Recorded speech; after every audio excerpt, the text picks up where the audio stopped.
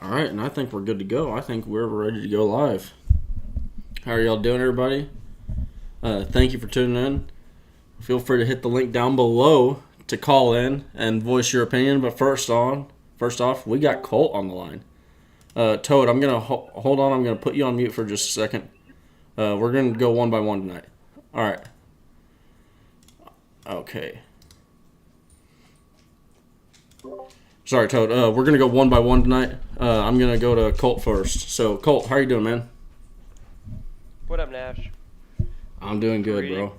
Uh, pretty big dub on Saturday. absolutely. Quinn Ewers, he came through. Yeah, dude, he looked great. I gotta say though, I think one of the unsung heroes was Ryan Watts. I think he had one pass breakup, and then Alabama said, "Nope, we're not throwing that way anymore," and he just kind of locked it down for the rest of the game. Yeah, I mean, you know what? Honestly, I think really all the defensive backs, see, here's the deal about Terrence Brooks. They pointed out, I don't know if you watched the Pat McAfee cast, but the Pat McAfee cast, uh, Darius Butler was talking about how Terrence Brooks was in perfect position on that play where he had the PI. He's like, you don't need to do that. What are you doing, man? So, Yeah, really, all of our defensive back, and the fact that you didn't hear Malik Muhammad's name, you never heard, and I said Terrence Brooks, I meant to say Gavin Holmes. I was talking about Gavin Holmes, but you never heard of Terrence Brooks all night. I Like, genuinely didn't even know that Muhammad and Brooks were like on the active. field. I didn't know Muhammad was on the field. Yeah, he was on the field. He's going to be on the field every single game this year. Yeah, but yeah, I just thought we kind of dominated them because we were the better team. So that was fun to watch. Oh, absolutely, man. It was, I mean, I'll be honest, like leading up to the game, I was kind of nervous, right? Because I had predicted a lot of, you know, I had some, I was up there, I had 38 to 21 as my prediction, and I was just like, man, please don't let me down, please don't let me down, man, and they did not. They did exactly what I thought they were going to do. They went out there, they dominated with defense. I thought Sark. Man, this game was like a classic of who Sark is. People they talked about how much we're gonna just throw the ball down the field all the time, and he's at his core he's just a physical coach. He wants to go out there and out physical you. Like we literally just imposed our will onto Alabama, and they couldn't match it. You look Especially at on that that last last drive. drive.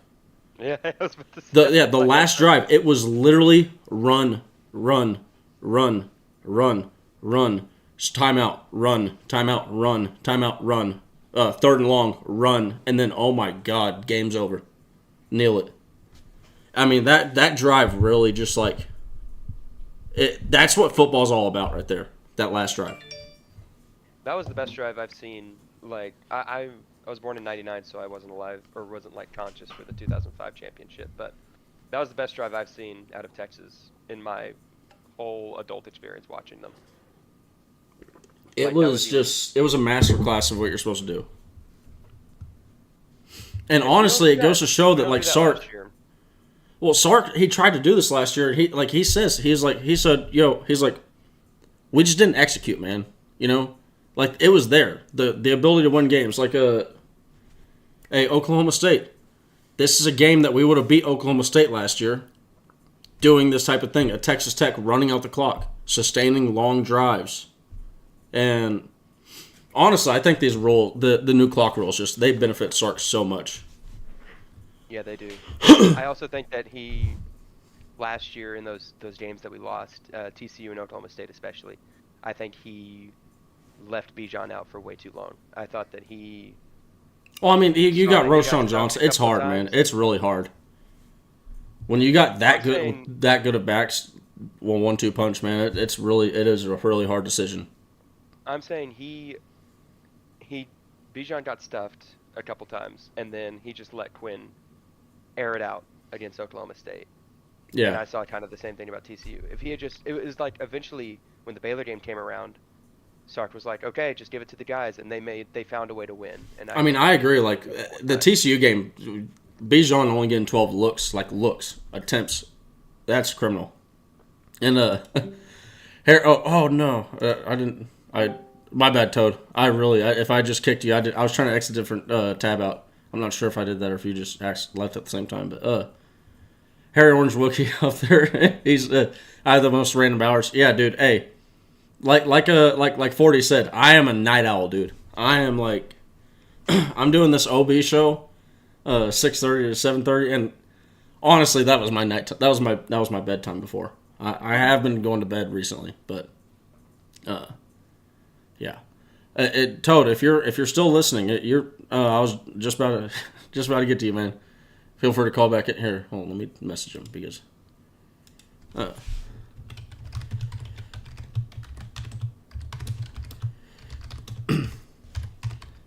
All right, if he hops back on, I'm just gonna put you on mute just for a second. That's no problem. But yeah, man. So going into Wyoming, what are your thoughts on Wyoming, man? Are you going? I'm gonna be at all the home games if I can.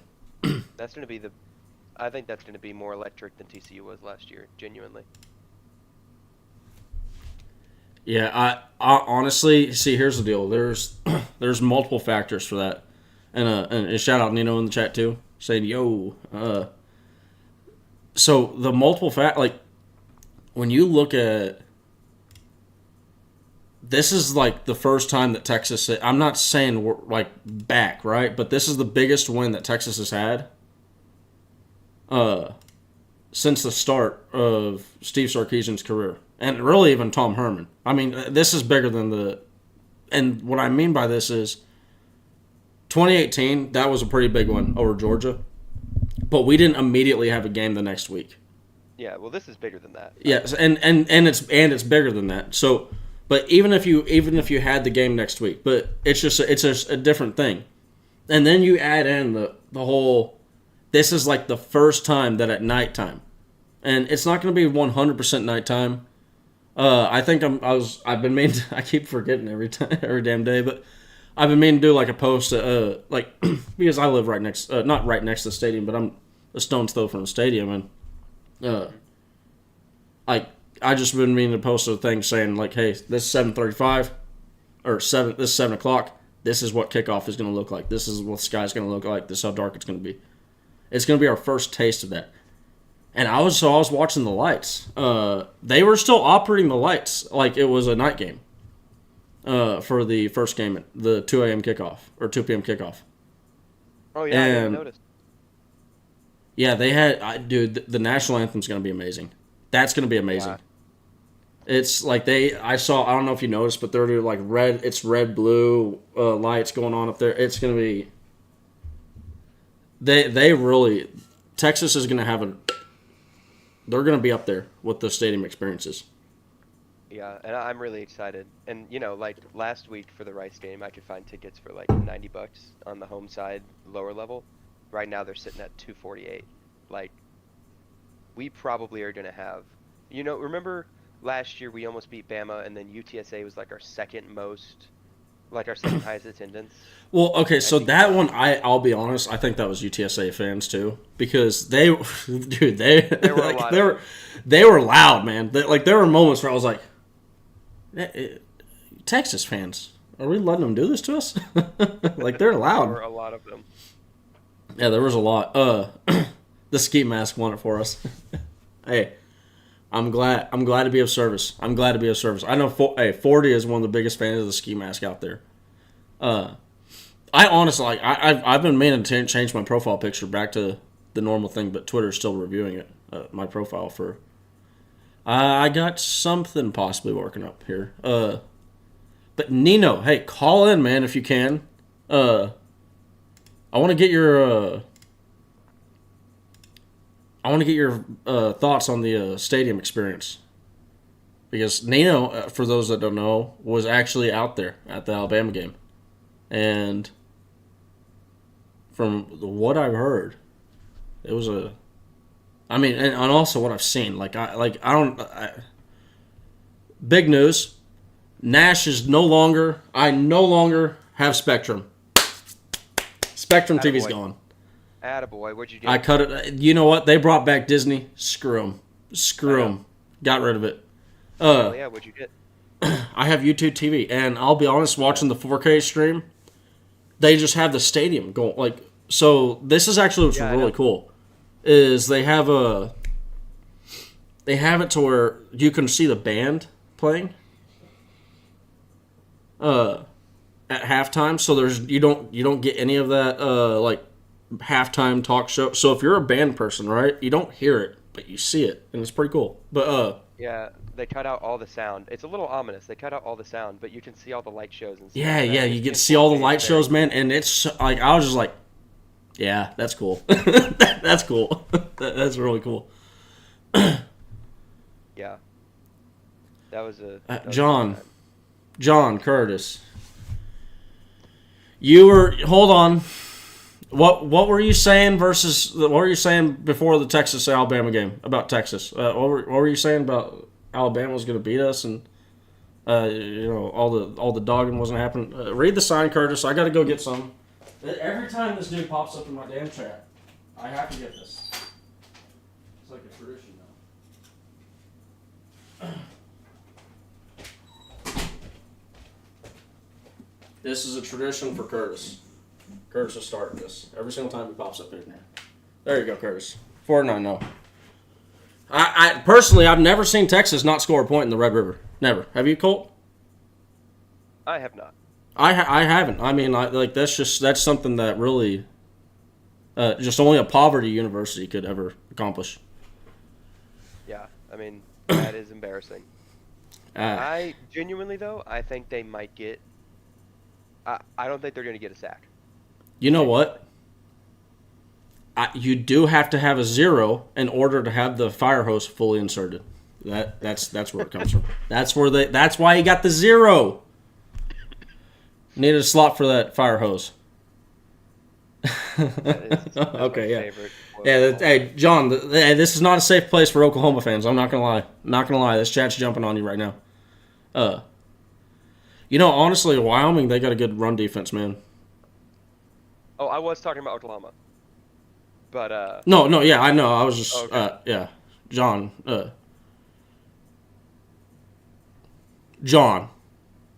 John. I if we wanted to. If we wanted to put 100 on you, we could have. Y'all were nutting last year. Oh my God. Oh. I will genuinely never forgive Bert Auburn for not making that field goal. Well, and not the field goal. Like, we literally just did, like, before we had these clock rules, we literally did what we did versus Alabama last year. Except for we did it with our third strings. Like, it's like, we literally chose not to score. Hey, we're just going to hold this damn ball. And, I was there, and I don't remember many Oklahoma fans in the stadium at that point either, so... Yeah. Yeah. So what was the point of even scoring? Yeah. I mean, what are we gonna do? They're already. And Oklahoma fans are broken when they can't talk bad about you after the game. Like they're like, oh, y'all's team is so great. Y'all are really good. Y'all gonna do some good things this year. Yeah. Like that. That's how you know. That's how you know you broke somebody's spirit. But yeah, no. So talking about a real defensive team, Wyoming actually has a good defense, good run defense, and I think that's going to be a good test for us this next week. Yeah. How do they stand up? I really haven't looked at any of the stats. How do they stand up with Alabama's? They're nowhere near Alabama. It's just, I mean, they don't have they don't have the bodies to be that. But I haven't even really looked at. I've been meaning to look into the stats, but. That's something that I know, and I also spoke to the Wyoming writer for the tune in tomorrow morning to see the episode with him on Orange Bloods Live. But it's they got a good run defense, but this is going to be a year where for those that don't know, Abel is LV. I call him LV because that's what he is on Twitter. But I don't think Nair's going to get a lot of run. Well, hold on, and let me say this. I don't think he's going to get a lot of run early on. Sark has shown he's going to run with his top guys, and that's going to be about it. You've seen Jonte get some run, but he hasn't gotten really much targets outside of the same times that Nair has. But back to the run game thing, like I think that this is a game that it sucks for Cedric Baxter, man. Like the dude can't get a full game in, and it sucks. I really want him to get to be able to be healthy and because he's been looking good every single time he's in, man. And I didn't even really notice him leave. I just remember I remember thinking, man, I haven't seen Cedric get touched. Like what happened? Like what? And come find out there's like an injury deal. But yeah, there's a video of him being helped off, like hobbling off the field. Yeah, that was circulating on Twitter. But I think this is a big game for Jonathan Brooks because Jonathan Brooks, we really need him to kind of, we need somebody to assert themselves as like a legit like workhorse back, like hey, this is a guy that we can hand the ball to this guy. Because and I think he helped earn some of that trust last night, or not last night, but last Saturday versus Alabama. But I mean, like you were saying with the Bijan, right? Like it's just there's a different feeling with the team getting to third and short when you have a Roschon, when you have a Bijan that you're like I can hand it to him, and it's just about damn near guaranteed. Just do our jobs, and this guy's going to get it for us. But I do think Brooks kind of made a case for himself. I think that it was Sark's fault. I think the 4th and 2 where he's like, let's try running up the middle again. I think that's on Sark. But I think that from the moment Brooks gained a little bit of confidence after scoring that touchdown, he was kind of lights out for the rest of the game. And honestly, even despite the drop touchdowns, I know like that's something that a lot of people are probably going to harp on, right? But man, the thing that really just like stood out to me the most about Jonathan Brooks, every single time that ball popped out, he was on it immediately. Like you want to talk about somebody that is just like extremely aware. It's just like paying attention at all times. He was so like focused on the ball. Whereas that it's like it was. I remember there was like a debate for like people. I know every single person that saw it now. Like everybody that saw that play live, you had to have thought in your head like was that a design play? Like you're questioning it. Was that like did they mean for that to happen, or like was it a fumble? Like what? You're just wondering what's going on, and that's what they thought in the booth. I thought they sent it between Quinn and Sanders' legs, straight to Brooks, and then that was the most insane thing I've ever seen. And then I do love how on the Pat McAfee cast they said, yeah, now Sirianni's going to copy that play. He's going, oh, that's a good play. Yeah. I love that, man. Also, him like crawling on the ground, doing the army crawl to the ball because the Bama guy pushed him down. He's like, I mean, like, there's just a different like. Last year, if you specifically, I know Nino's in the chat. He's about to like have some Vietnam flashbacks, like that dog meme where the dog is like, oh my, man. That Kansas State game was so bad. Them trying like every single time the ball would go on the ground, they would like try to pick it up and run with it instead of just jumping on it and get control of it. And then every single time it was like time and time again. And yeah, man, it's not, and it's also like Jatavian Sanders had a play where he did that. I think it was A.D. Mitchell fumbled the ball on that end around. And then Sanders jumped right on top. Like, it's just like, these are signs of good coaching, really, at the end of the day. They're all more heads up than they were. They're all paying attention better than they were. It's just like, these are the things that you really want to really see. And no, really, like, honestly, at this point, the only thing that I can think about, like, the things that, if I'm going to be really, like, critical about this team, the things that we have to get fixed. One, I think and this is me being extremely critical of the defense because like the defense really doesn't have much. Is the coverage of the linebackers, but I think there's a certain limitation with the speed. And honestly, and Jalen Ford too. He's not the fastest guy in the world, but at the same time, how he makes up with his speed is he is such a smart football player, and he is such a nose for the foot. Like I mean, that dude is just like he shouldn't be making the plays that he's making, if that makes sense. And I'm not saying he's unathletic, right? But he's just like it's really something special at what we're going to watch from Jalen Ford.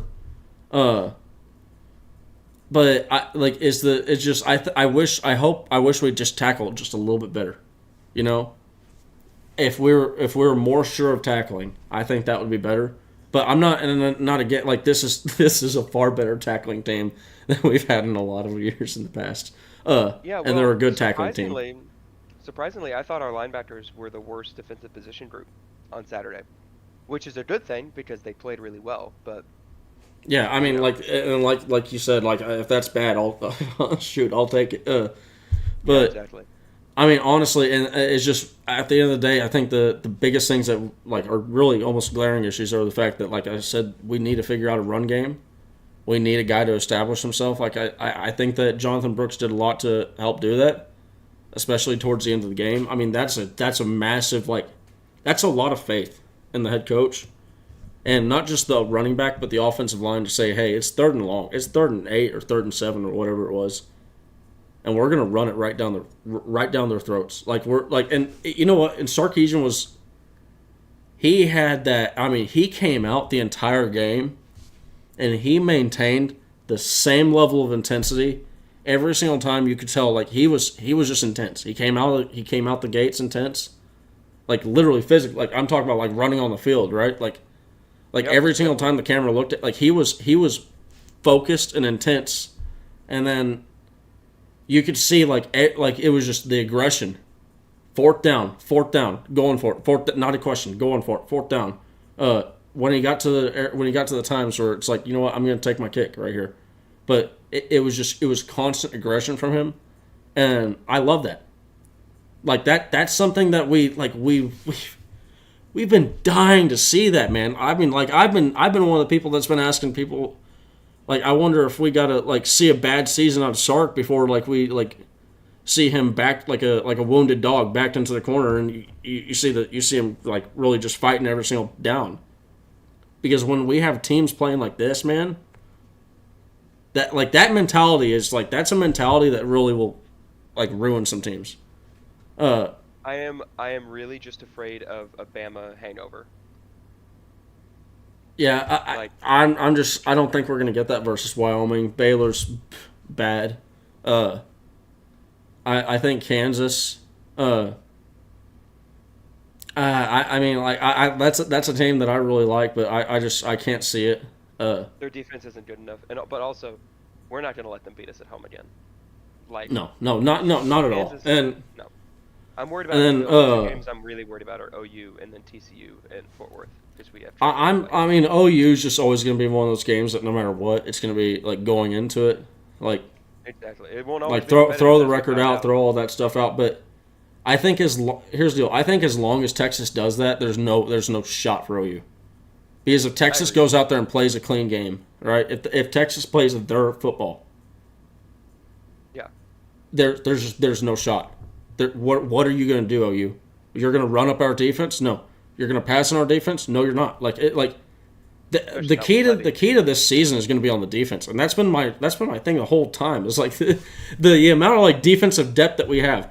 Our second string defensive backfield is almost just as good as our first string, and it's probably better than a lot. Like it probably our first and second strings. If you were to separate them and say their second string or their first strings on separate years, those 2 years would be the best years of defensive backfields since the 2009 season. Yeah, totally. Like it's like the depth that Steve Sarkisian and PK have built up here is absolutely ludicrous. And the linebackers, you can't say there's no depth. You can just say there's no experience, because there's a ton of young, talented dogs that are like, I mean, these guys are like barking on the leash. ready to go. I mean, if we call Anthony Hill a linebacker for that game, then that bumps their score up a little bit. I don't call him a linebacker for the Bama game. I call Anthony Hill a football player, bro. That's what I call him. Like he's an animal on the football field. He's a guy that he has the mentality that you want. Like he's an instant playmaker. Like think about this. He's a true freshman, and he already has 3 sacks on the year, 2 versus Alabama, in the biggest game that we'll have all season until we get to the postseason. Like it's just like this is. Yeah, he's really and like Abel just said, can't wait till Mo Blackwell's back. Mo Blackwell, oh my goodness, you add him onto this defense, it's done. It's done. It's done. Like what? You know? In my like opinion, I just there is and then so this is where it goes to my problems. If we just need to get this run game figured out, get the run game figured out, and get the scoring efficiently. If we stop these drop touchdowns, and get the efficiency of scoring up, that like this team is dangerous. Like red hot dangerous. Like legit, like I know we have the top 4 rating now. Maybe it's a little bit too soon. I personally would have us at 6. I understand the whole thing, and I would put Penn State in front of us at least. Penn State, Florida, Michigan, and based on what? That they're What if just Penn, what if Penn that State they're a Michigan really good won? football. Like here, I understand, but I just based on that they're just a really really good football team. I understand that they don't have a win yet, like Texas versus Alabama, but I think they're going to get that. But I understand that, but that's personally where I would have it, and because I think that if Texas comes out after Oklahoma 6-0, that's when we will be like 2 or 3 at the very least. Yeah, well, I mean, if Georgia doesn't take care of business this weekend, we'll be there on. Georgia. Oh, who was Georgia playing? Do they actually have a hard game coming up? No, but they're playing someone at least. South Carolina. Oh, they're playing South Carolina.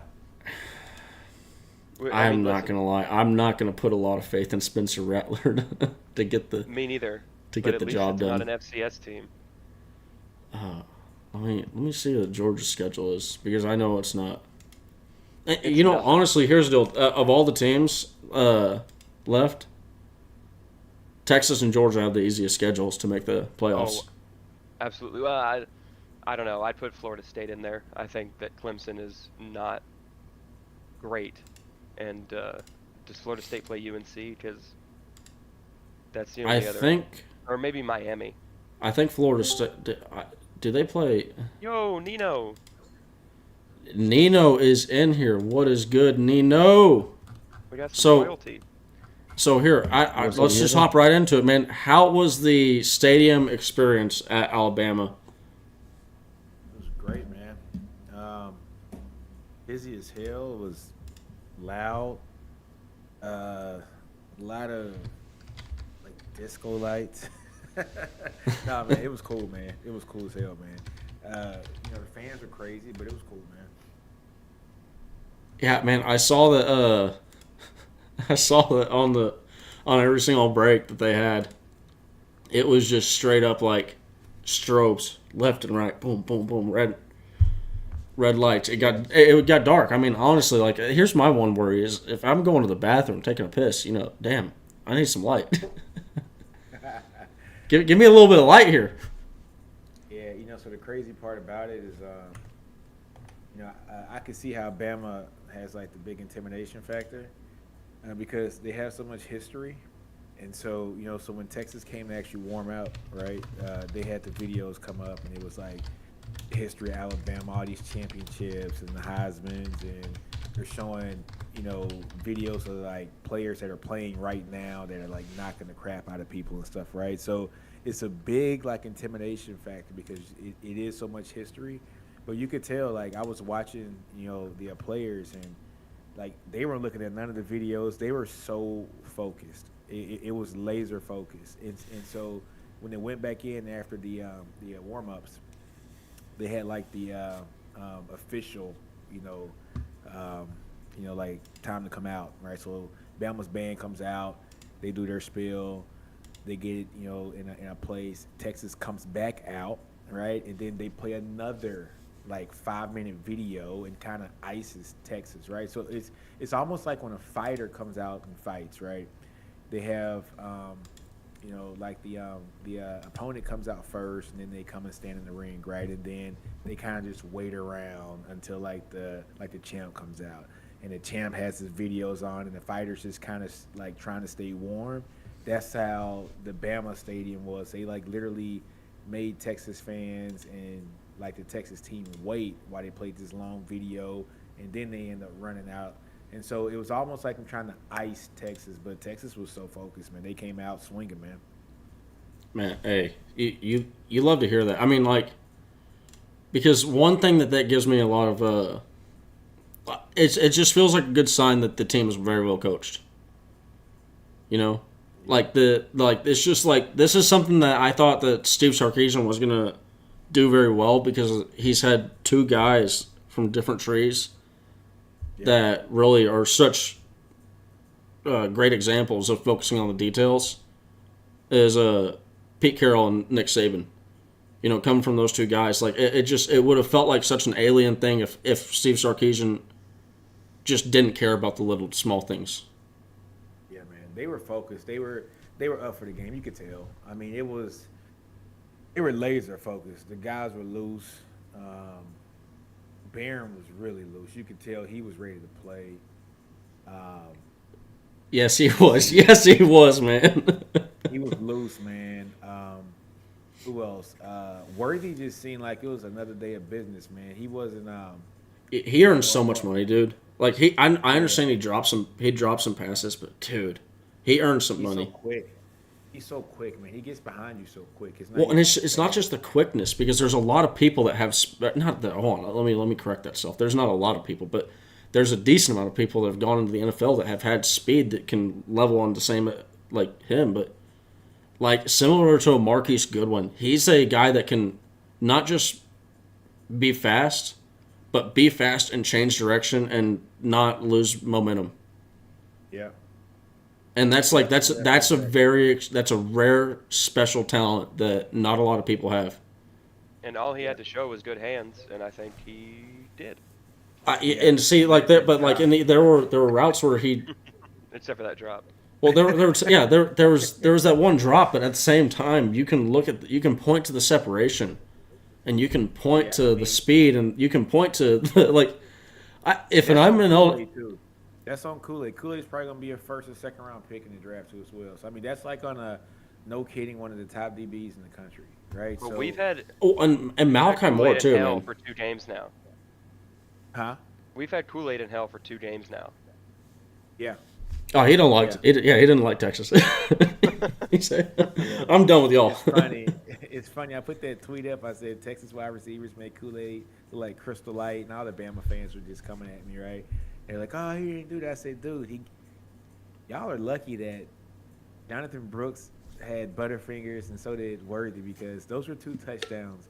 He could have had 3 touchdowns thrown on his ass that game. Like, I mean, like it is what it is, you know. And look, man, they gave him a lesson. They gave Caleb, like, man, I almost feel bad for Caleb. Bro, I told people this was gonna happen, Nino. Like I told people, I'm like, dude, like I get Caleb Downs is that like I'm not doubting his like.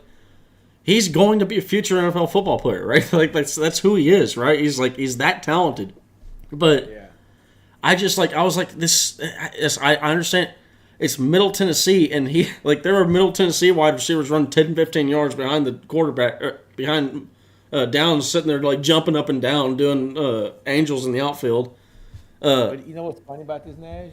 What's funny is we've never seen Bama. Well, I ain't gonna say never, but we hardly ever see them have to depend on freshmen that come in and play right away. And they have freshmen come in at 2 key positions, whether it was, left tackle with Proctor, and then also at safety with Downs, right? Texas has always had to rely on freshmen over the past decade to come in and save the damn team, right? It was like Sam had to come in and save, Shane had to come in and save the team. It was crazy, man. We were dependent on so many freshmen, and freshmen make freshman mistakes. Like Caleb Down made so many mistakes again because he's a freshman, right? And so, he's supposed to make mistakes. Texas doesn't have to play a guy like Anthony Hill right away. I was just about to go there. I'm so glad Eric you. Williams. Yeah, man. So we played Malik. You allow them to. Harris, You allow them to right? do what they do best, man. Yeah, yeah. And so to have a guy like Ant Hill come in and only play 22 snaps, it lets him get his feet wet, but then makes it to where you really can't see where his weaknesses are because there's not enough film on him yet. And he's only in the game for so many plays at 22 snaps. That was like a quarter of the game, right? And every snap that he had was meaningful. Every one was meaningful. 22 snaps, 6 tackles, 2 sacks. He dropped back in coverage, did well, and inspired the hell out of Milrow, man. It was awesome. He's an impactful player since day one. That dude. And a lot of people. It's the funniest thing because like I get caught up in doing it too, like trying to like he's the next too. No, he's the next Anthony Hill. That's who he is. He's like we ain't seen Anthony Hill yet. He's just Ant Hill. You know what's funny is I just did a video tonight. It's coming out tomorrow at 4:00. But talking about the Texas defensive line, since Texas is probably going to lose 3 guys this year: Sweat, Murphy, and Collins. Basically. And Sorrell probably. You think so? Yeah, I mean, like here's the deal. I think like he's not getting the numbers sack wise, but dude, his impact, like you'd be. It would be such a box score thing to sit there and say that Sorrell, he's not getting sack numbers, so he's not doing good. a good reason why Ethan Burke has his sacks is because the work Baron Sorrell's putting over there. Yeah, I'm not, like saying that he's not getting the sacks and that's the reason, but it's just, kids are gonna get a grade or a first, second round or go back to school, right? So that's the grades. I just think he's gonna get a grade to go back to school, right? Which ain't a bad thing. That's third round and above, right? So, look, man. I don't know if he goes to the league after this year. I'm still not sure if Byron Murphy's going to go to the league. I know that this is stuff that me, you, and Steven were talking about today, right? On the chat. But I wonder if he pulls a Sweat and comes back for another year and is the guy, right? Well, that's what Sweat did. Yeah, so here's the thing. I really agree. And for those that don't know, what Neil's talking about is there's every year when it's an upperclassman and they have an opportunity to go into the NFL draft, they get a 1, 2, or 3 a 1, 2, or 3 grade, right? And 1 is you're getting drafted. Yes, sir. Yes, you're getting money. Go get drafted. 2 is hey, you could go back to school and you'll get drafted. 3 is don't even think about it. And the crazy thing is there was I remember you'd be reading the message board sites and we'd be hearing are these guys that are leaving really getting these grades that they should be going in, and the message boards are sitting there saying no, he's getting a 3 and he's leaving, and that should tell you all you need to know about the coaching staff versus this is something I've been I think I made a video on it already, but I've been meaning to do a second video on it. Is the ability to bring a Jahdae Barron back, the ability to bring a Jalen Ford back, like you said, a Tavondre Sweat back, right? Yeah, they helped out. Bringing guys that had the ability to get drafted last year back onto campus, man. That's like a Christian Jones who he wouldn't have gotten drafted, but he would have been definitely an undrafted free agent. Now, but Christian Jones is making himself. He's making himself. Oh yes, no, he's drafted. He's getting drafted. Yes, 100%. He's playing at a draft. He just got. Well, honestly, I think this last game just got him drafted. Yeah, but honestly, guys like Barron, guys like Jalen Ford, Sweat, um, they've come back, excuse me, and they better themselves, right?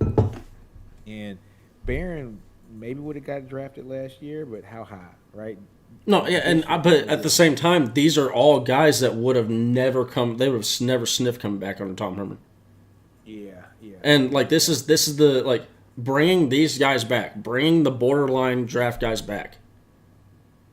That was always the missing step of like Abel is sitting here talking about a little Jordan Humphrey. Imagine adding a little Jordan Humphrey back in the next year. I mean, look at Brennan Eagles. Yeah, Brennan Eagles. That's what I was going to say. Was not here's the deal. There's too many examples to talk about from the Tom Herman years. Like that, you're like, there's always going to be people forgotten about and overlooked and missed because there was just literally that many guys that should have come back for another year and they just didn't because why would they? Like I think one of the biggest like damnations of the Tom Herman regime, and I'm not going to be in this to be a Tom Herman shit party, but is like when you have a member of the family on the team, like on the team, like this isn't just a legacy thing or anything like that. You already have and I'm speaking about the Brockermeyers. When Blake Brockermeyer already has a son in the building, and they choose to go elsewhere, that's telling me a lot. Bro, and people on Twitter are talking bad about them as if it's not Herman's fault that they didn't come to Texas. I know, right? They're like, they're wasting away on these rosters. Dude, we miss them. That's not on them. We wanted them. It's clear. No, and it's clear you're not going to get developed at. I mean, and them not coming to Texas, is a big reason why Tom Herman got fired. Good. Yeah, I mean, it is what it is. Yeah, losing Quinn too, that didn't help either. But and Jalen Milroe, we had both of them committed. Then was it Quinn left first? And I remember it was like, at least we got Milroe. Oh, thank you. This is what geniuses do. They recruit great. They recruit two great quarterbacks. Jalen Milroe leaves. What? No, so Quinn. No. So Quinn was it Jalen first? Yeah, Jalen first, and then Quinn decommitted right after that. So. Oh yeah. Hey, Cheeky. Cheeky, my Aggie. Yes, he is a friend.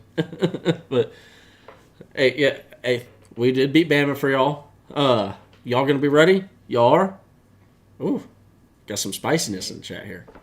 Nino, I think you're a fan because hey, Nino has a lot of Bama family members, and man, yeah, man, they're not gonna be happy if that happens. I was getting them hell. Well, hey, I'm gonna tell y'all a story what my in-laws did to me. So my sister-in-law never texted me. Here, hold on, my bad, Nino. This thing's playing over you right now. Huh? The super chat donations playing. Cheeky Hobson donated $2 through super chat. Glad y'all beat Bama. We will be ready, gig 'em. Never text me, and she texted me last year during the Bama game, like 5 minutes prior. Excuse me, like 5 minutes prior to the game coming on. And she goes, "We're gonna whoop y'all ass. Yeah, y'all Texas boys don't want shit." I'm like, whoa, like this is like we don't even talk to each other like that, right? And so, the game goes on. Texas should have won their games. Bad calls, whatever. And then, she texts back, "You guys were good. It was a good game." So this year, she texts me as I'm walking into the stadium, and she puts me on a group chat with all these Alabama fans. Like, all of them went to Alabama, and I'm like the only Texas guy. And she goes, "Yeah, today we're gonna roll Tide on them today." And it's like 20 replies. Roll Tide, yeah, roll Tide, roll Tide, roll Tide. I didn't say shit. I was pissed. I told my wife, I was like, "Why does your sister always do this? She always adds me on these group texts. I hate group texts. This is what it is." So at the end of the game, when Texas won, I just put hook 'em, with the horns up, crickets, nothing but crickets. Nobody said a damn thing, and so I was loving life. So I've been fucking with him for like the last couple days on text. So it is what it is. Bro, hey, it's real. Honestly, it's just like their fans are cowards. they look like as soon as a lot I cannot tell you how because a lot of people had the exact opposite reaction to me. I never had I somehow avoided talking to an Alabama fan all day up until after the game. from last year, and I'd only had positive interactions with Alabama fans because I mean like it was like that. Y'all are a good team, yeah. Y'all are a great team. Like you said in the with your sister-in-law last year texting you saying, yeah, oh, good game. You know, like they can't talk shit now. No, but And here's the I'm gonna tell deal. you the crazy part. The crazy part, man, at the stadium, I don't care. You throw the horns down and give a shit, but some of them were so adamant about it and like all in your face almost. I was like, bruh, just Like you can do the horns down. Just give me yeah, man, give me my personal space, bro. yeah, man, I'm kind of trained for this shit. I can really whoop your ass if I want to. So just kind of chill out, you know. And they were just so like in your face and stuff. And I had a guy that was sitting behind me, and it was him and his son. His son had to been about maybe 12 years old or so. But behind him, it was like maybe 5 or 6 Texas fans, right? And so, we were saying Texas fight, whatever. Alabama sucks. Alabama sucks. And so the dude from Alabama turns around and he looks at the Texas fans and goes, we don't do that around here. That's just not what we do, right? And so the Alabama fans goes, well, your son been throwing the horns down in my face all night. So if he can do that, then I can say that you guys fucking suck. He said, turn your ass around.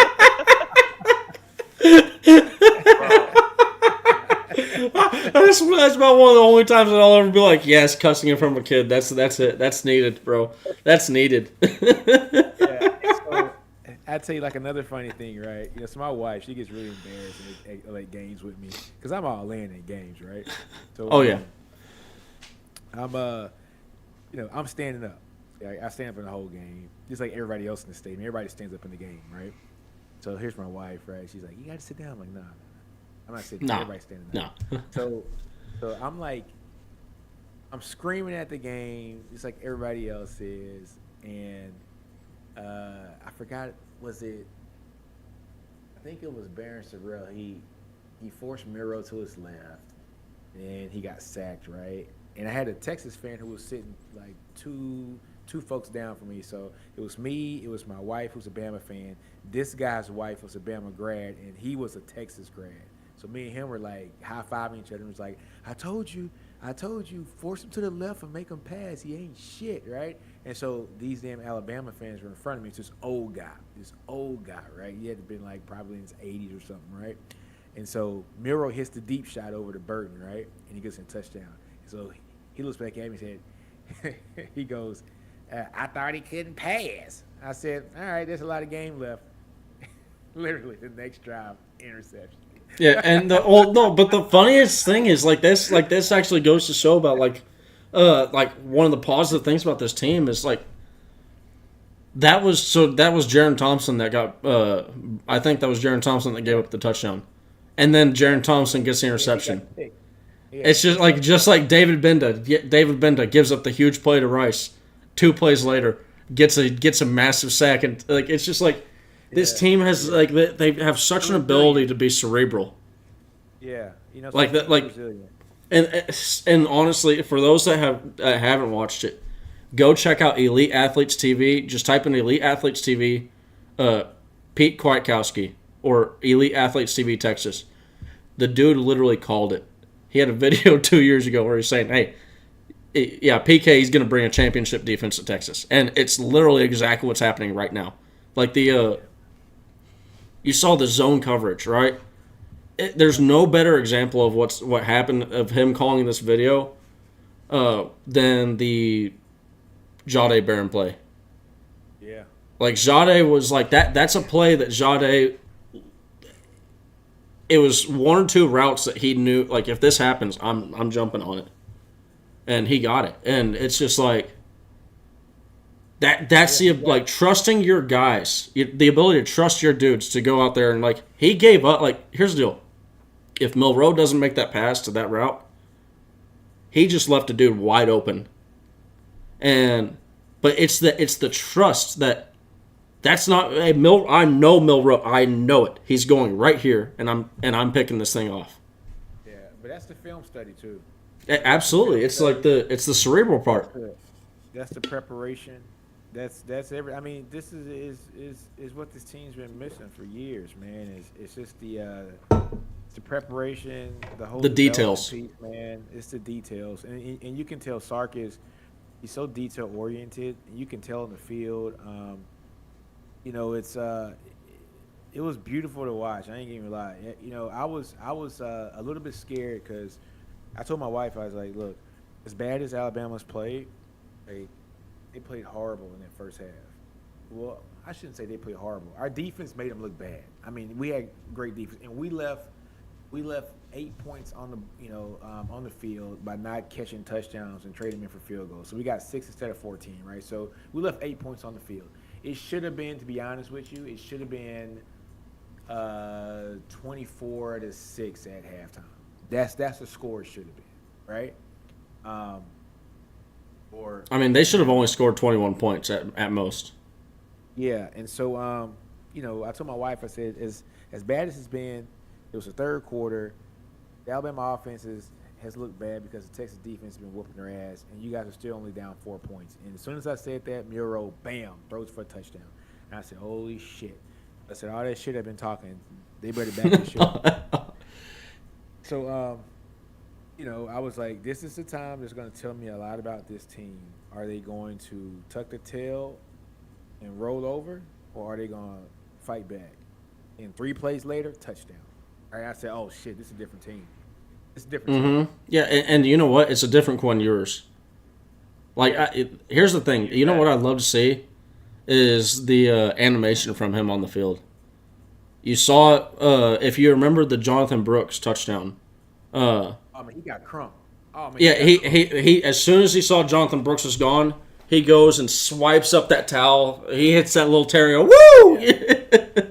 But he got crunked, man. and to your point of what you just said, man, is and hey, cheeky, you know what? Typing TU out there gonna make me type Aggie. How old is Cheeky? How old is Cheeky is an older gentleman. I've met him. He's not old, but he's 209. I don't think I need to know that, man. But yeah, I think that is a TMI. Good old throwback to that. But man, something that like Uncle Lou, I was watching his live stream earlier, and they were talking about how like Texas had to beat Alabama twice. Really, if you think about it. We had beaten them once, and then they came back. They got that lead, and then we had to go out there and beat them a second time, and we did. We absolutely just beat them. Something that I love to see from Steve Sarkisian, and he said 56. See, he's up there, but not too far. He's still a spring chicken, cheeky spring chicken.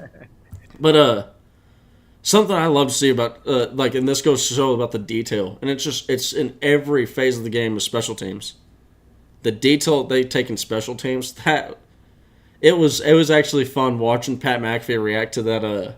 Not just Pat McAfee, but all those guys reacting to that down punt. Oh, that was awesome. That was like it was a thing of beauty, is what it was, because it showed teamwork. Look at that comment. I had a Bama grandmother cuss at my wife in the stands and saying that their quarterback was better than ours, and the state of Alabama produces quarterbacks, not Texas. You know what? Tell that woman, McElroy is in Texas, Jalen Hurts is from Texas, and so is Jalen Milroe. And while you're at it, tell her that Bryce Young, your Heisman quarterback, is from California. Yeah, you know what's crazy about it, man, is, and I'm not going to say this about Alabama fans, not all of them, but a lot of them didn't get on this train until Nick Saban got there. I'm just going to be honest with you. A lot of them and they're hopping, they're throwing that, man, like that. Look, this is the craziest thing. It's like all it takes. This is an Alabama team that could very easily just go undefeated the rest of the way through the rest of the year. I know. Like, it's like, and Alabama fans are calling into Paul Feinbaum. Oh, Paul, this is bad. I ain't never seen it this bad, Paul. I've never seen it this bad. It's like, my wife told me after the game, she goes, "We suck." I'm like, "Whoa, bro." I said, "How come? Just say Texas won the game. We were a better team today." Bro, you know, hey, Nino, they need to go back and watch the 2007 season. Yeah, I told her I was like, you guys said this in the Blake Sim year when you guys lost 2 games by a total of 13 points or whatever. You guys said this last year when you lost 2 games by a total of 3 points or was it 4 points? I said, look, you guys don't suck. You know what happened? The playing field is leveling up right now. NIL has leveled this shit up. And not to say that people are transferring from Alabama and going to the portal that are great players. No, that's not the case. But what NIL is doing is it's allowing some of these 5 stars to not sign with Bama and sit and be third string for 3 years. They're going to go get paid and go play at Tennessee or go play at Colorado now because guess what? They're going to play. That's how Tennessee was able to be so good after being horrible for so long. Hypo comes in there in year one, what was it? Year two is just like a freaking monster. That's why Deion's able to come in and do what he's doing right now in Colorado is the transfer portal. And don't think the NIL doesn't have something to do with that too as well. That's why TCU using that portal, was able to go to the national championship last year after not having the best of seasons in like the 2 or 3 previous seasons. So, it's leveled the playing field. College football is fun again because we're not seeing the same 3 teams in the finals every year. It's not Bama, Georgia, Ohio State, and Clemson. Yeah, right? The parity's gone, man. Yeah, man, it's fun. Yeah, it'll be fun to see Florida State up. Hey, Trunk, what's up, man? How you doing? Hey, what's up, Nash? I'm doing good. I'm just messing with you. I know. So you were saying like Alabama could go undefeated the rest of the year, and I think that. Hey, sorry about the other night, man. When all that, I know you called in the other night and shit all. Oh no, into hell. It's all good. It's all good. Yeah, no, yeah. I was just wondering, what would y'all think the prediction if we played Alabama in the CFP this year? What it would be, neutral site game. Man, honestly, I think there's I think a lot depends on the quarterback. I think it depends because if Jalen Milroe is still the quarterback, then he's that dude, right? He's and I'm not saying that he can't ever be that dude, but I'm just I think Alabama is in a situation where if Milroe, if he's still turning over the football like he did versus, but at the same time, this is really hard to tell because Texas is just a legit defense, right? Yeah. These are I've been saying our 1s and 2s on our first string and second string is a legit NFL defensive backfield. It's not fair to sit there and criticize this because he is a passer of the football. He can make these throws, right? It's just it was really hard because there's a really well coached defense that he's going up against. That honestly, I was Nino knows this. I was saying it all last year that there were multiple times that they showed us they had the ability to play like a championship level defense. They showed it out there. They showed it versus TCU. They showed it versus Alabama last year, and it's honestly, outside of handing ball the rice the ball at literally right in field goal range, and then we three and out them, and they get a field goal. That no team should ever go 3 and out and get a field goal on the first drive. Right. And then the last drive. I mean, that's I'm not. No offense, but that's Michael Taff and Derek Williams out there. Those are our third string safeties. Getting working and how McCaffrey held on to that football, man. I don't know, man. Michael Taff went in there. Woo! And speaking of Michael Taff, we got a shout out, John. It's Michael Taff. Played a lot of minutes. Bless his heart. Always got to play that. I will never mention Michael Taff without playing that clip. Shout out Locked On Longhorns, your favorite Texas Longhorn football host. Shout out Johnzo.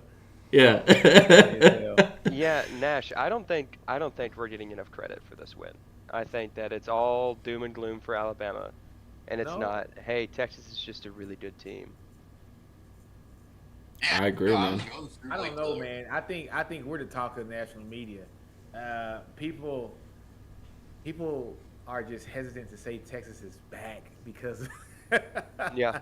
Because but I think honestly, man, especially down here in Alabama. I live in Alabama right now, and the talk on the radio is I've never seen somebody out physical Alabama ever like this. It was every phase of the game. Huge. Yeah, it was different, dude. Like I was in the podcast, I was featured in the podcast, like this afternoon, and we were talking about the game, and the first thing that came out of Jason's mouth, man. So Jason runs the Hall of Fame podcast. He was like, "I've never seen. You couldn't have paid me enough money to say that Texas was going to be the more physical team. They were more physical just off the top. I mean, once they pulled him out the game and let Cole Hudson come in and do his thing, it's almost like it energized him, right? And I remember sitting on the side, like sitting in the stands and watching DJ on the sidelines. And when Cole Hudson was blocking, DJ was like up, hands up in the air to the crowd, like getting the crowd pumped, getting the Texas crowd pumped. Dude, it was like they're all in this together. Usually guys that are fighting for the same position, like they kind of like low key don't want the other dude to do too well because they want their job. Yeah, they want the job, bro. It's like it's human nature, man. They were cheering each other on like crazy, and I think it only pumped DJ more. And when we saw DJ come back in the game, He was kicking ass. he was hell on wheels. He was hell on wheels, man. He was blocking two dudes in the end zone on that Brooks run. Number 32, bless his soul. The DJ had him by the neck. He had him by the neck and threw him on the ground. It was not pretty. Yeah. Like I felt, I didn't feel bad for him, but look, man, he was playing some grown man ball on Saturday, and dude, I was happy. So. Hey, if you're a Longhorn fan and you aren't happy, I don't know what's wrong with you. You need to go DJ's nasty. get your fandom He checked. is nasty. Oh, dude, hey, you know what? And also a shout out to Cole Hudson too. I mean, this is just like Yeah. No, Cole was No nasty. tape, no gloves. Yeah, Cole was yeah, I love that. I love it. No gloves, no tape, just blocks.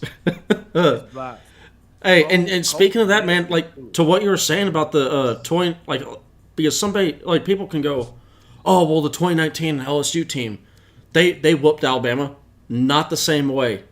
They out offensed Alabama. That's it. They didn't out physical Alabama. I mean, Alabama, like, and here's the other deal too. Alabama really, they made an interesting game.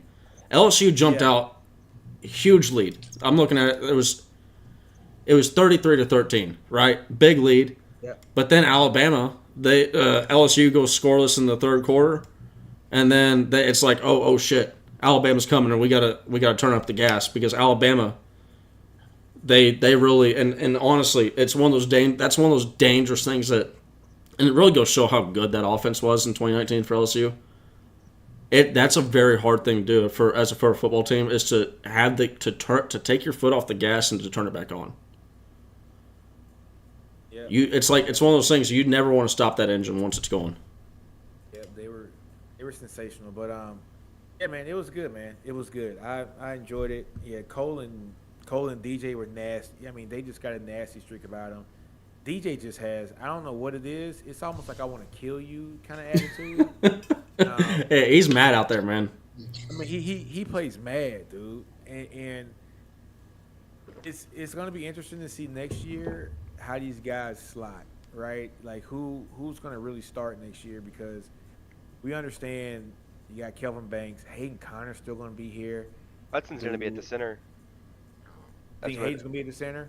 No, I think Hudson is. That's what OTS Yeah, is saying. exactly. Either him or Connor Robertson. Well, and that's why I think that's probably another reason why there isn't too much vitriol. Why DJ Campbell's so excited for Hudson blocking. If he doesn't get it this year, he'll be the guard next year, and Hudson will take center. So it's like. And I'm not sure if Nino mentioned. I'm not sure if Nino mentioned this guy because I kind of zoned out for a second, but. I'm not sure if y'all are watching the stream. Just give me a second. What's crazy, Nino? I want this guy starting right tackle next year. Yeah, buddy, rolling like a big shot. Yes, sir. That's a big boy. Yeah, man. Look that big Cam. And you know what? Here's the thing too is like he's a guy that moves well, not for his size, but just moves well. Like he's gonna be right what's tackle, crazy, brother. though, man? Like, what I want to see next year is I would love to see. Of course, Banks is going to start. We already know that Banks is going to start. No. Hey, I think Banks might get his job pushed. Somebody might push Banks for his job, Nino. That's my hot take. I don't. Hey, no, hey, Nino. That after this morning, bro. After this morning, I don't know if that's a hot take. Cole Hudson for Heisman. No, I'm talking about the Oregon State. Oh my God, I damn near lost my fucking mind this morning. Yeah, it's crazy. Nah, but honestly though, you got Banks. Who plays left guard?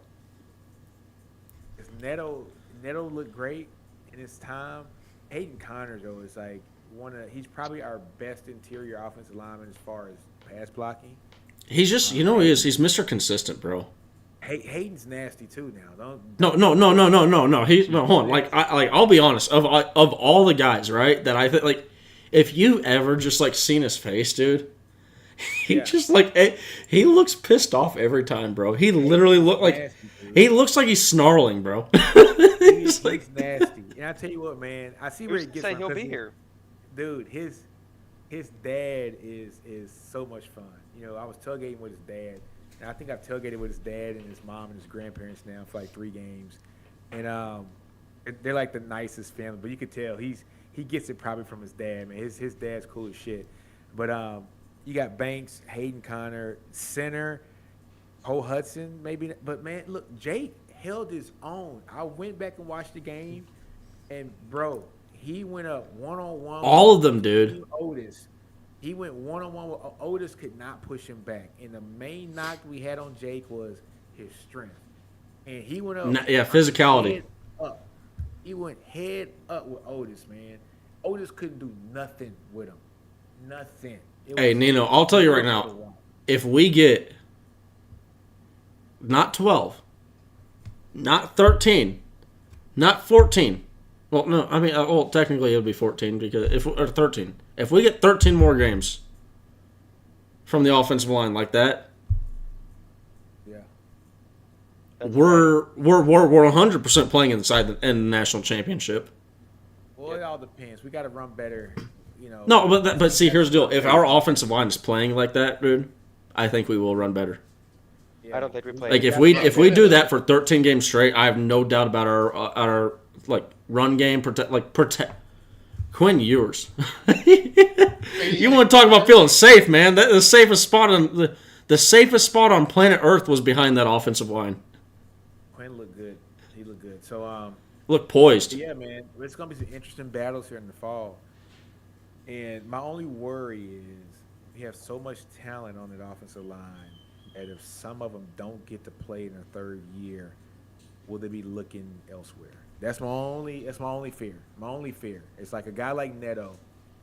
If he doesn't start next year as a redshirt sophomore, right, in his 3rd year, and he has to sit 1 more year behind Connor, right, which is well deserved because Connor, like you said, is consistent, knows the program in and out. He's a future NFL lineman, is what he should be. Yeah, so does a guy like Neto say? And I think he does with the Kyle Flood. Like I think that's one thing where as long as you have a Kyle Flood here, right, you're able to bank on some of these things because it's like I'd rather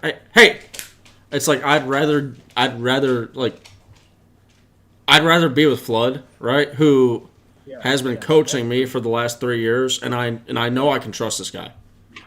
As opposed to going somewhere else, maybe just for playing time. And you know what? And at the end of the day, if that happens, best of luck to the dude. But I think that's the wrong mindset to have.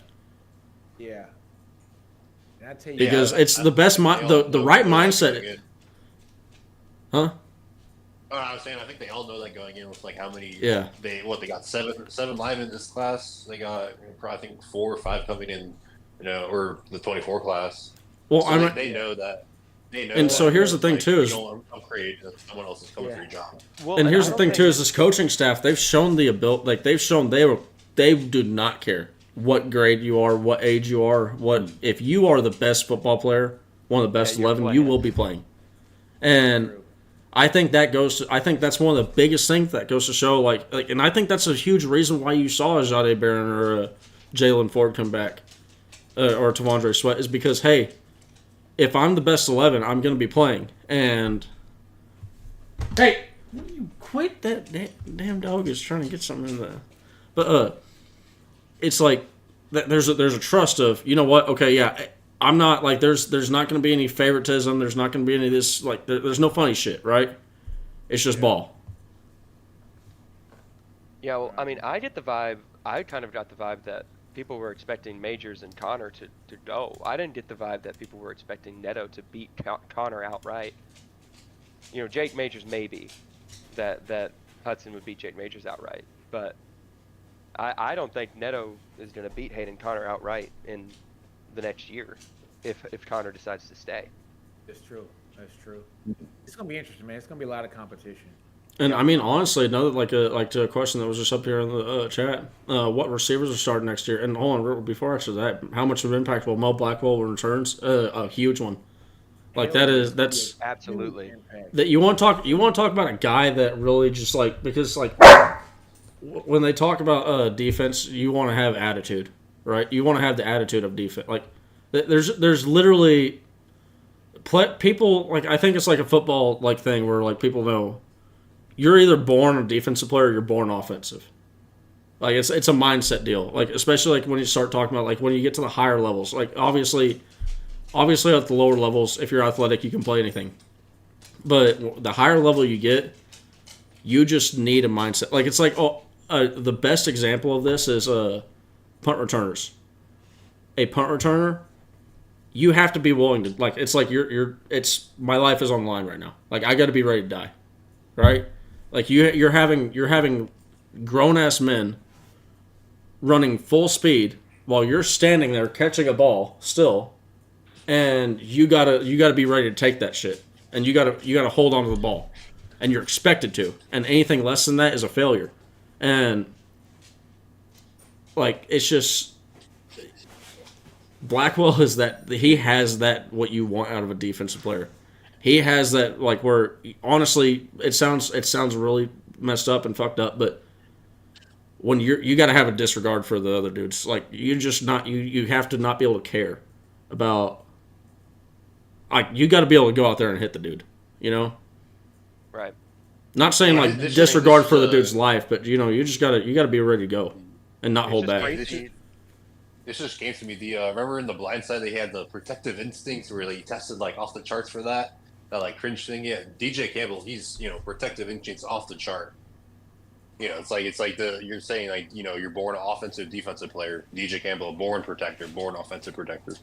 And honestly, to that point, like Nina was saying, I think honestly, like DJ Campbell, like when he's run blocking out there, bro, he looks like a defensive tackle running after these guys, bro. He's running out there. He's like, you. Man, but he reminds me so much, not as in talent-wise, but as an attitude-wise, of Casey Stutter, dude. Just somebody you do not want to mess with.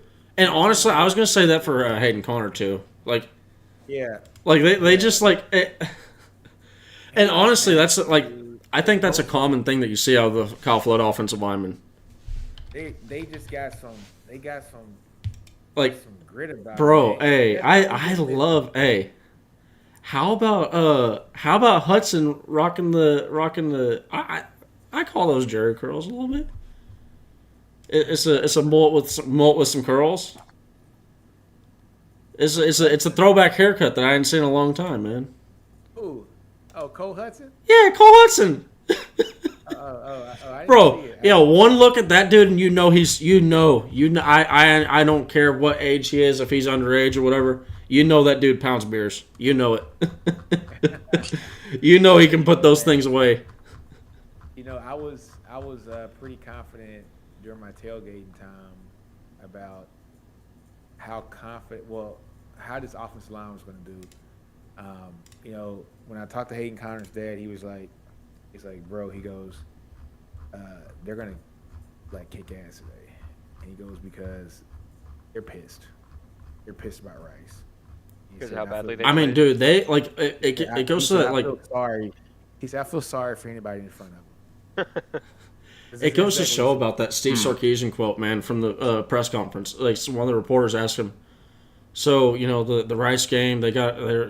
Have you worked on that? And like, are you worried about the offensive line going up against Bama's physicality? It's like, no. It was. Yeah, Trust me. He was like, trust me. It was an intense practice, and they're fine. They're fine. Like, when I saw that, I was like,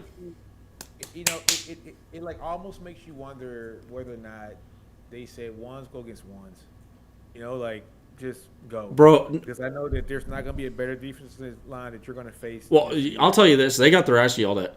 Like I guarantee, if Kyle Flood was on that ass all week, like I mean, like saying stuff like y'all aren't good. No, y'all are gonna get oh no, man.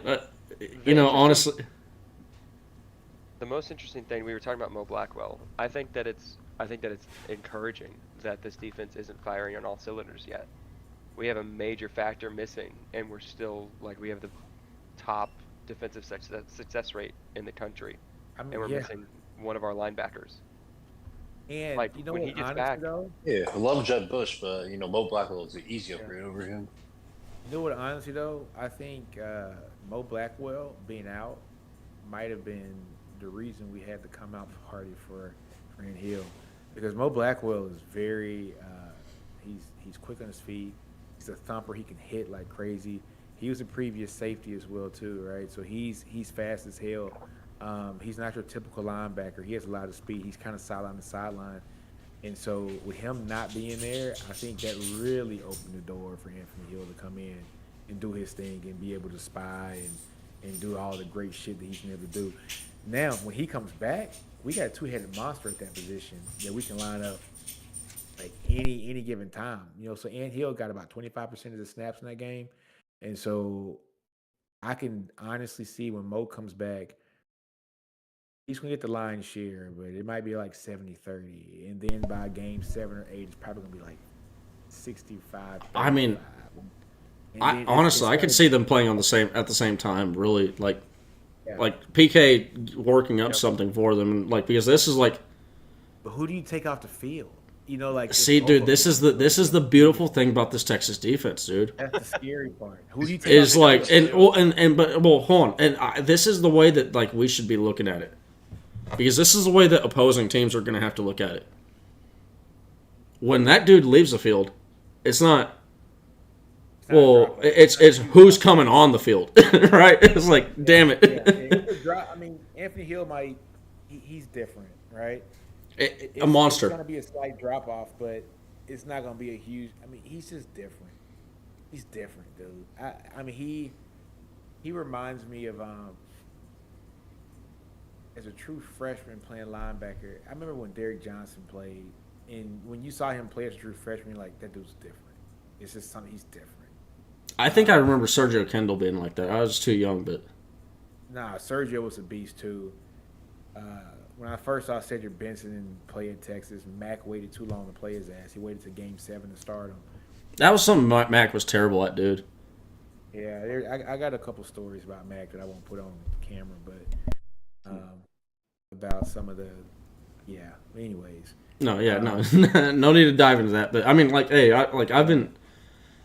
It is what it is, but I mean, Mac at the same time. Well, Mac is responsible for the greatness that we had in the 2000s. He's also responsible for the downfall of the program.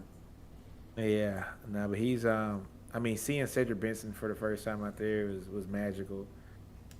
But like a guy like DJ, man, Derek Johnson, he was a true freshman coming out here balling. And Hill is different. DJ couldn't sack. He couldn't rush a quarterback like that. He was. They're totally different players. And Hill has the potential to be like one of the greats, man. I mean, he's like. It's sickening how good he is. And honestly, I think another guy that I'm not saying this.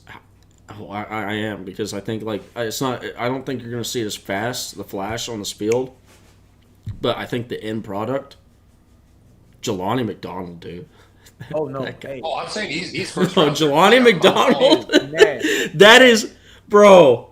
That is a scary defensive player, dude.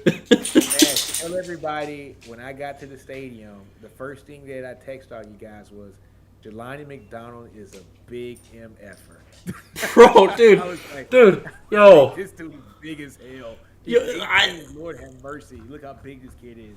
You know, it's like, golly. I mean, like for those that don't know, I'm just trying to scroll to his name right now. Yeah, and keep in mind, he's listed as a defensive back. You can put you can put this dude at defensive end. You can put him at, at linebacker. He's I mean, no, I know it sounds like we're overselling it, but 6'2", 198. I promise you, that is a big 198. That's a large 198 right there. That dude ain't no 190. None. No. That's 200s though. Hey Nino, that's 200s, bro. Y'all saw the video of him and and Bryce dancing and stuff, and the players, with like when the fans were, like calling them, like names and stuff. That dude is not 198. He ain't 198. Bro, and if you look at this too, he's one of the few freshmen that red shirt's getting burned. There's not a question about it. It's already 2 games he's played. 2 games he's been on the field. Man, look! I watched him on special teams. Like he was the guy. Like I was looking at pretty much on every special teams play. Yeah, that's a guy I'm watching for. I was like, man, he's special. I mean, he's gonna be special. Literally special on special teams. This staff has done such a great job of like evaluations. Look, I'm a big fan of him. Also, I'm gonna tell you who like I'm a fan of, and I just like the kid because I interviewed him a lot too, and very smart kid. He kind of reminds me of Hayden Conner a little bit, but I got a feeling he's meaner than Hayden Conner, and that's Connor Stroh. And I remember like telling you, Nash, and like Homer, I said, man, I love Connor Stroh. This is before he committed. Right? I was like, Texas got to get him. He's mean. He's big. He don't play around. You can see his body's getting shaped back up. I mean, dude, in about 3 years, he's going to be a guy that's going to be starting at guard for us at 350 pounds or 340 pounds at 6'6", whatever he is. And I could literally see him in 3 years, a line of Daniel Cruz at center, Connor Stroh at a guard, somebody like a Jaden Chapman at a guard, or Agbo at a guard or something like that, with a Peyton Kirkland and Peyton Kirkland is already an NFL ready body. Yeah, like Gooseby at left tackle, Chapman at left guard. Bro, Nino, there's too many. We're just naming it too deep now. It's crazy, man. And then it's crazy. It's literally crazy, the talent. We were like, every position, Nino. Like everybody that's like on this call, I want you guys to understand the shit show we had for an offensive line before Sark and Flood got here. I did a video on this that kind of highlighted how horrible this offensive line recruiting was. I'll throw up a graphic while you're saying this. We had 18 offensive linemen prospect that committed to Texas over a 5-year period before Sark got there. So the last year of Charlie and the 4 years of Herman, 5 committed offensive linemen. 6 of those had either transferred or got medically retired. So 12 of them out of a 5-year period remained with Texas. Where's your depth? You have no depth at all, right? And so you can tell when Sark and Flood got in here, they probably looked at that line and was like, what in the holy hell do I have to work with? Those men went out and got 12 guys in 2 years. 12 guys in 2 years. And not just anybody. I'm talking about blue chip guys, right? So you got to love it, man. They understand this time. You look at this, like I have a graphic on the screen right now that's showing and this is an old graphic too, so there have been plenty more offensive linemen added to this class. But Herman's offensive line, the offensive linemen that were over 315 pounds brought in, there were 4 of 18 under Tom Herman. Steve Sarkisian, 8 of 12. It's like that. So funny. It's so Go. funny to look at how undersized these guys were, and then hear stories about how he forced Jordan Whittington to put on like 10 pounds or whatever. Yeah, too much weight. Like Too much weight. he makes the guys who should be small and lean huge, and he makes the guys who should be massive tiny. Hey, I got to drop. Thank you for the conversation, boys. It was nice to meet you, Nino and Yeah, Trump. man. Anytime, bro. Anytime. Yeah, I'm in. Hey, I'm in appreciate you Fanatic for coming out, Perspectives. Colt, bro. I'm in Steven's chat a lot, so it's good to talk to you, Nino. And Oh, yeah, hey, I man, want to. anytime, bro. I do also want to shout out. So Colt, he is. I meant to do this at the very beginning, but Colt has been he's been very helpful with setting up this Discord and all that stuff. So, just want to say thank you, man. You've been really helpful with all this stuff. Yeah, no problem. All right, good to talk to y'all. Hey, Good thank you night. for joining, bro. Have a good night. Hey, Nash. Hey, bro. I gotta head out too, man. I need some sleep, brother. Yeah, I'll probably I gotta. Hey, I got a show to do at 6:30 in 6 hours. So. But I do want to say, I just want to touch on real quick the starting wide receiver because somebody had this out here. I'm forgetting the name, but just the starting wide receivers next year. Oh, It's that's easy. That's easy. Jonte Cook, Ryan Niblett, DeAndre Moore, and Isaiah Nair. No, I think Nair comes back. Think so? I think okay. So top three. Well, that wasn't that was just top four. That was just the top four, in my opinion. Okay, so yeah, I got Cook, Nair, and Moore. Those are gonna be the three. And then also a name to not sleep on is Casey Kane. Well, no. No, I'm just saying I could see him being that. I could see him being that upperclassman. Like we need, like because we're gonna be depleted of upperclassmen after this next year at the wide receiver position. That's what the portal's for. You know what I'm saying? Yeah, I do, but at the same time, trust me. I've been very critical of Casey Kane. You know that, but Oh no, I like Casey, but man, like A.D. Mitchell, you know what I'm saying? Adonai Mitchell, man, is he's a different breed, man. I get that. Yeah, and honestly, you're right. We would need to backfill with these dudes. Man, like Sark's he's big game hunting, right? Like he wants who he wants. Yeah. You know I say if we get a portal receiver, it has to be a big game, as you're saying, because he does that 3 or really 4 pass catchers to 3 receivers, and Jatavian Sanders because he's that good of a pass catcher. Yeah. So Hey, Ryan Wingo also too. That's a good call. God, Micah Hudson, just somehow, please. But no. But this is the thing. Who's going to be the tight end next year? That's the question. JT Sanders. Hey, hold on. We're not sleeping on. Hold on. I do like this. Juan Davis. Now, can the man stay healthy? That's the only thing. He has the athleticism to be a good tight end. It's just literally, can you be healthy? Justin, yes, I do have a Discord. Hit the link down below. It will take you into the room, but we're about to end the call. But I'm about to go, bro. I gotta get some sleep. Man. Yeah, I got to end this thing. I just wanted to touch on that because I didn't want the guy's question to go unanswered. But no, you can leave, bro. I was answering that myself. Wait, man. I gotta go work out in the morning. If I can dial into your show in the morning, I'll dial in. But if not, man, I'll be in the gym. So. Oh yeah, I'll see you out there if you're out there, bro. I appreciate it, all the support out there. All right, later. All right, later, bro.